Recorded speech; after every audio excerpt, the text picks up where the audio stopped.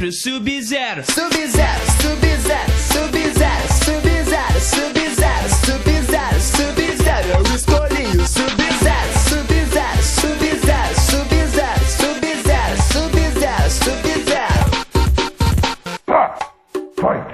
1, 2, 3, 4. O Khan era um caolho especial, ele não faz Night Wolf, índio velho, tinha o cachimbo da paz. Também chegado no fuminho, tinha um smoke muito massa. Da onde que tu acha que saía sua fumaça?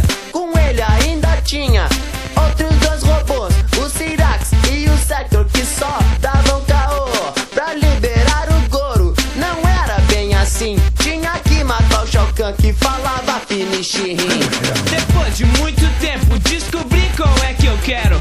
Então desde pequeno escolho sempre o Sub-Zero. Sub-Zero, Sub-Zero, Sub-Zero, Sub-Zero, Sub-Zero, Sub-Zero, Sub-Zero. Escolhi o Sub-Zero, Sub-Zero, Sub-Zero, Sub-Zero, Sub-Zero, Sub-Zero, Sub-Zero.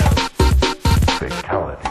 Round 1, 2, 3, O Baraka era o pior e era muito apelão, que nem o Reptile, soltador de catarrão. Acendeu e seu cabelo tinha uma garganta boa. Striker traficante, é nós que voa. O Motaro dava medo, na real era fichinha. Já de Yucabão, quem pegava era bichinha.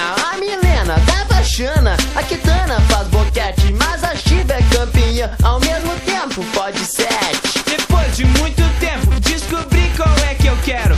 Então desde pequeno escolho sempre o Sub-Zero. Sub-Zero, Sub-Zero, Sub-Zero, Sub-Zero, Sub-Zero, Sub-Zero, Sub-Zero. Eu escolhi o Sub-Zero, Sub-Zero, Sub-Zero, Sub-Zero, Sub-Zero, Sub-Zero. Sub-Zero.